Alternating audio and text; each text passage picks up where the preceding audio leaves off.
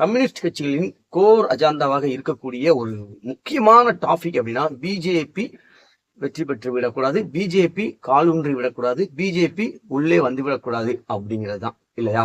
2026 சட்டமன்ற தேர்தல் செம்ம பயங்கரமான ஒரு ரிசல்ட் வந்திருக்குது.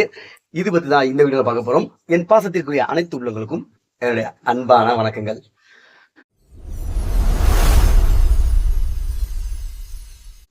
நடந்து முடிந்த சட்டமன்ற தேர்தலுடைய வாக்கு எண்ணிக்கை படுபயங்கரமா இறுதி கட்டத்தை எட்டிடுச்சு. இந்த சூழல்ல 108 தொகுதிகளுக்கு மேல 107 அல்லது 108 தொகுதிகள் வந்து தாவேகா வெற்றி பெறும் அப்படிங்கிற ஒரு சூழ்நிலை இப்ப இருக்குது. இந்த நிலையில கண்டிப்பா 3 கட்சிகள்ல முதல் கட்சியா தாவேகா வந்துருச்சு. ஆனா ஆட்சியை பிடிக்கிறதுக்கான அதிகாரம் முழுமையா வந்து கிடைக்கல. சோ மக்கள் இந்த இடத்துல ஒரு சின்ன ட்விஸ்ட வச்சு போட்டாங்க. இன்னும் கொஞ்சம் ஒரு 10-20 தொகுதிகள் வந்து எக்ஸ்ட்ராவா கொடுத்துருந்தாங்க அப்படின்னா நிச்சயமா இது ஒரு பாசிட்டிவான விஷயமா, ஃபுல் பாசிட்டிவான விஷயமா வந்து இருந்திருக்கும் விஜய் அவர்களுக்கு, தாவேகா கட்சியினருக்கும். பட் இந்த ஒரு 10 இடங்கள் வந்து இன்னும் தேவைப்படுது, 10-11 இடங்கள் தேவைப்படுது. இந்த இடத்த ஃபில்அப் பண்ண என்ன செய்ய போறாங்க? ஏன்னா இதை ஃபில்அப் பண்ணா மட்டும்தான் ஆட்சி அமைக்க முடியும். யாருக்கிட்ட போய் நிக்க போறாங்க, யாருடைய ஆதரவை கோர போறாங்க, அல்லது யாரு இவங்க கிட்ட பேரம் பேச போறாங்க, இவங்களுக்கு வெளியில நின்று ஆதரவு கொடுக்குறோம் அந்த மாதிரி எதுவும் சொல்ல போறாங்களா அப்படிங்கிறது எல்லாத்தையுமே நம்ம வெயிட் பண்ணி தான் பார்க்கணும். ஏன்னா இப்ப அதுக்கான வேலைகள் போயிட்டு இருக்கும். பரபரப்பா எல்லா கட்சி தலைவர்களும் பேச ஆரம்பிச்சிருப்பாங்க. ரைட். இப்ப இதுக்கிடையில நாம சொல்றது என்ன அப்படின்னாக்க, கம்யூனிஸ்ட் கட்சிகளின் கோர் அஜெண்டாவாக இருக்கக்கூடிய ஒரு முக்கியமான டாபிக் அப்படின்னா பிஜேபி வெற்றி பெற்று விடக்கூடாது, பிஜேபி காலூன்றி விடக்கூடாது, பிஜேபி உள்ளே வந்து விடக்கூடாது அப்படிங்கிறது தான் இல்லையா. அப்போ இந்த நேரத்துல கம்யூனிஸ்டுகள் எடுக்கக்கூடிய தரமான சரியான முடிவு எதுவாக இருக்கும்னா தாவேகாவிற்கு ஆதரவு அளிப்பது மட்டும்தான் அப்படிங்கிறது தான். ஸோ என்னுடைய வேண்டுகோளும் என்னுடைய எதிர்பார்ப்பும் இதுதான். கம்யூனிஸ்டுகள் கிட்டத்தட்ட 4 தொகுதிகளில் வந்து வெற்றி பெற்றிருக்காங்க. இந்திய கம்யூனிஸ்ட் 2 வெற்றி பெறுறாங்களா, வெற்றி பெற நிலையில இருக்கிறாங்க. 2 தொகுதிகள் வந்து இந்திய கம்யூனிஸ்ட், 2 தொகுதிகள் மார்க்சிஸ்ட் கம்யூனிஸ்ட் கட்சி. அப்புறம் விடுதலை சிறுத்தைகள் 1.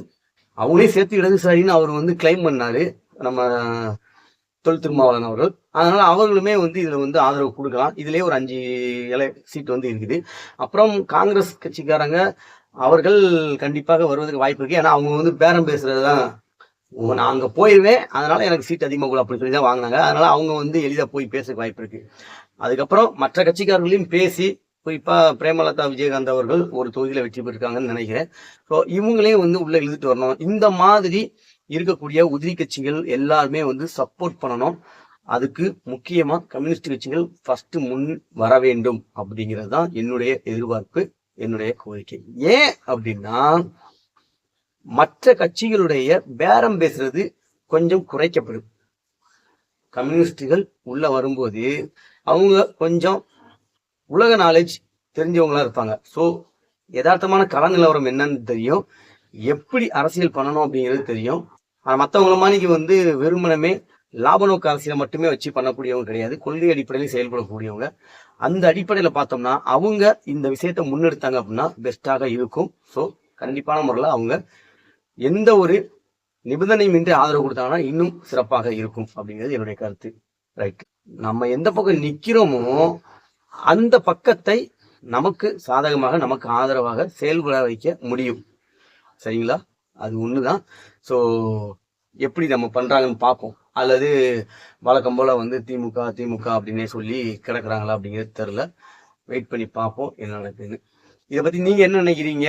இது மாதிரி வந்து அவங்களாவே முன் வந்து சப்போர்ட் பண்ணணும் அப்படிங்கிறது என்னுடைய கருத்து. அதை விட முக்கியம், இந்த தேர்தல் வந்து மறுபடியும் வைக்கிறது அந்த மாதிரிலாம் வந்து வேலைக்கே ஆகாது. அதே மாதிரி பேரம் பேசி ஒரு ஆட்சியை வந்து உட்கார்றாங்க அப்படின்னா நிறைய சிக்கல்கள் இருக்கும். அதுல வந்து முக்கியமா நல்ல நல்ல திட்டங்களை வந்து செய்யும் போது தடை பண்றதுக்குனே தான் அவங்கலாம் வந்து இருப்பாங்க. எதாவது ஒன்று சொல்லி முட்டுக்கட்டை போட்டே இருப்பாங்க. ஸோ நிபந்தனையற்ற ஒரு நல்ல ஆட்சியை கொடுக்கறதுக்கு உதவிகரமாக இருக்க வேண்டும் அப்படிங்கிறத நான் வந்து கேட்டுக்கிறேன். யார் யாருக்கோ வந்து கொடுத்தாச்சு, யார் யாருக்கோ ஆதரவு கொடுத்தாச்சு. முதல் எதிரியாக இருந்த திமுக கூட வந்து ஐக்கியமாயாச்சு. அப்படி இருக்கும்பொழுது ஏன் இவங்களுக்கு ஒரு ஆதரவு கொடுக்க கூடாதுங்கிறது தான் என்னுடைய ஒரு கேள்வி. ஸோ தாவேகாவின் வெற்றி பயணம் தொடரும் அப்படின்ட்டு நாம் நம்பலாம். நெக்ஸ்ட் ஒரு செமையான வீடியோ சந்திப்போம். நான் உங்கள் தோழன் ARM முத்து.